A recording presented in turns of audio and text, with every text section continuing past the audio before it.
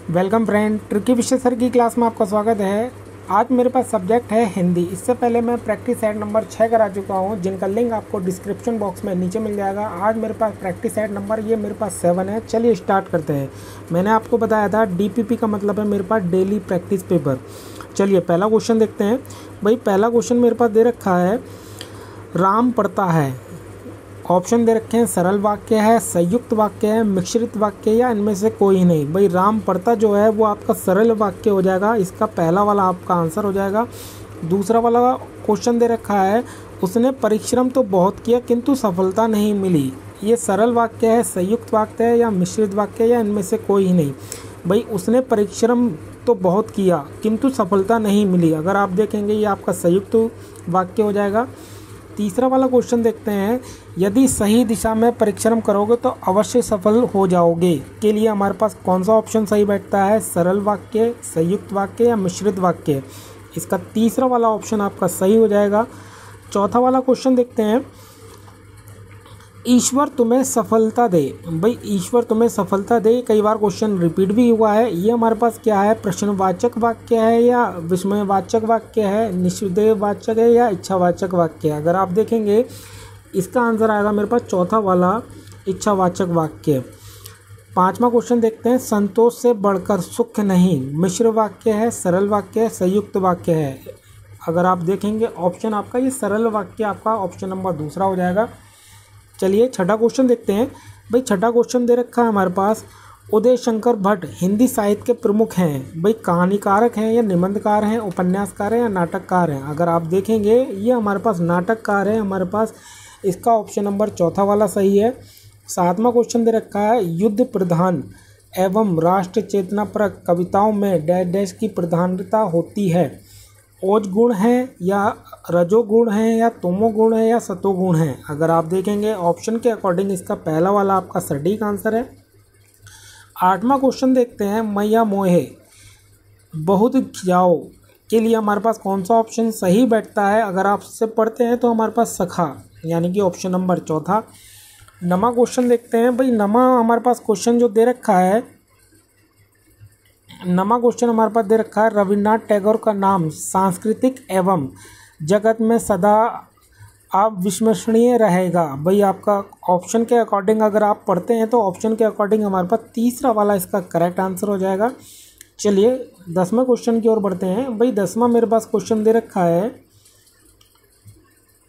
भाई मजदूर मेहनत करता है किंतु उसे उसके लाभ से वंचित हो जाता है। यानी कि मजदूर मेहनत तो बहुत करता है लेकिन लाभ से वंचित रहता है। ये सरल वाक्य है, मिश्र वाक्य, संयुक्त वाक्य या इनमें से कोई नहीं। ये आपका संयुक्त वाक्य है, क्योंकि दो चीज़ों को जोड़ने पर ये आपका संयुक्त वाक्य बनना है। 11वां दे रखा है, राजनीति अब एक व्यवसाय बनती जा रही है जो गुंडागर्दी के बल पर चलती है। ये आपका क्या है, संयुक्त वाक्य है, मिश्र वाक्य या सरल वाक्य है। अगर आप देखेंगे ये हमारा मिश्र वाक्य ऑप्शन नंबर दूसरा वाला सही हो जाएगा। 12वां क्वेश्चन दे रखा है, आज बहुत पानी गिरा। आज बहुत पानी गिरा, ये तो सिंपल है, ये आपका साधारण वाक्य हो गया। चलिए 13वां क्वेश्चन देखते हैं। 13वां क्वेश्चन हमारे पास दे रखा है, तुलसी ने कहा कि विनाशकाल में मनुष्य की बुद्धि भ्रष्ट हो जाती है। ये हमारे पास कौन सा वाक्य है, साधारण, संयुक्त, सरल या मिश्र। ये आपका मिश्र वाक्य होगा।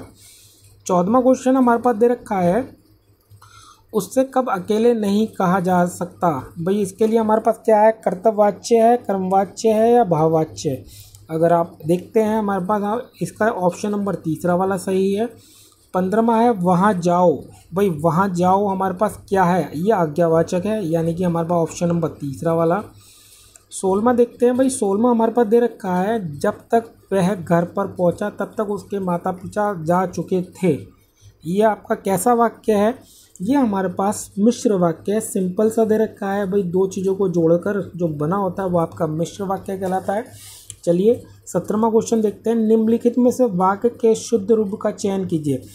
यानी कि आपको चारों ऑप्शन पढ़ने हैं, चारों ऑप्शन पढ़ने के बाद कौन सा वाला ऑप्शन सही बैठता है। ऑप्शन नंबर तीसरा, आज का अवकाश देने की कृपा करें। यानी कि आज का अवकाश देने की कृपा करें, आपका ऑप्शन नंबर तीसरा वाला सही है। 18वें क्वेश्चन की ओर बढ़ते हैं। भाई 18वां क्वेश्चन मेरे पास दे रखा है, जो नारी अपने कामकाज को अपने बच्चों से अधिक महत्वाकांक्षी मानती है उसे विवाह नहीं करना चाहिए। ये आपका कैसा है? अगर आप ऑप्शन इसके पढ़ते हैं, जो नारी अपने कामकाज को, दूसरा वाला दे रखा है, अपने बच्चों को अधिक महत्वाकांक्षी मानती है, यानी कि अशुद्ध कौन सा है इसमें आपको चुनना है। ये आपका दूसरा वाला ही आपका अशुद्ध हो जाएगा। 19वां देखते हैं, उनका परिचय कराते हुए मैंने कहा कि वे बहुत ही संकट के आबते रिश्तेदार हैं। इसमें भी आपको अशुद्ध छांटना है। अगर आप देखेंगे, उनका परिचय कराते हुए ये तो सही है, मैंने कहा कि वे, ये भी सही है, बहुत ही निकट के, ये भी सही है, आत्मीय रिश्तेदार, ये आपका गलत हो जाएगा, यानी कि ऑप्शन नंबर चौथा वाला। चलिए 20वां क्वेश्चन देखते हैं, राम ने अपनी गलती के लिए क्षमा की भीख मांगी। भाई राम ने अपनी गलती के लिए क्षमा की भीख मांगी।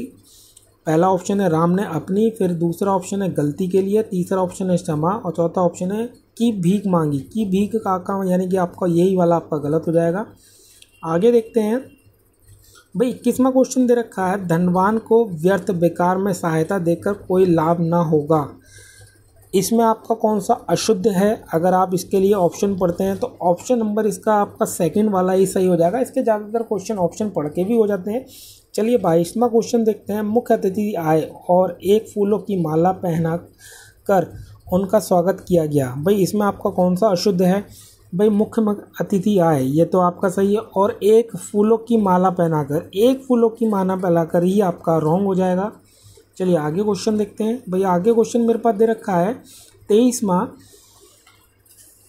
अपनी डफली अपना राग का अर्थ क्या है? इस टाइप से क्वेश्चन कंपटीशन में बहुत पूछता है। अपनी डफली अपना राग का अर्थ हमारे पास क्या आएगा? ऑप्शन के अकॉर्डिंग अगर आप पढ़ते हैं तो ऑप्शन नंबर 14 ही सही हो जाएगा, सबका अपने अपने मन के अनुसार चलना।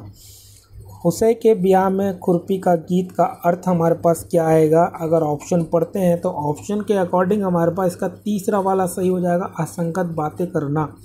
और लास्ट क्वेश्चन आपका दे रखा है, भाई जाके पाप ना फटे बिवाई सो क्या जाने पीर पराई, के लिए हमारे पास क्या अर्थ होगा? अगर आप इसका देखते हैं ऑप्शन के अकॉर्डिंग, दयालु होना, कठोर होना, दूसरों के कष्ट को अनुभव करना, या जिसके ऊपर बीती उसको ही जानना। इसका ऑप्शन नंबर आपका चौथा वाला सही हो जाएगा। ये प्रैक्टिस सेट नंबर मेरे पास 7 है। इससे पहले मैं आपको प्रैक्टिस सेट 6 करा चुका हूँ, जिनका लिंक आपको डिस्क्रिप्शन बॉक्स में नीचे मिल जाएगा। जितने स्टूडेंट सरकारी नौकरी की तैयारी कर रहे हैं, चाहे आपका यूपीएसआई हो, यूपी टेट हो, डेली प्रैक्टिस पेपर डाल रहा हूँ ताकि एग्ज़ाम में आपको हेल्पफुल साबित हो।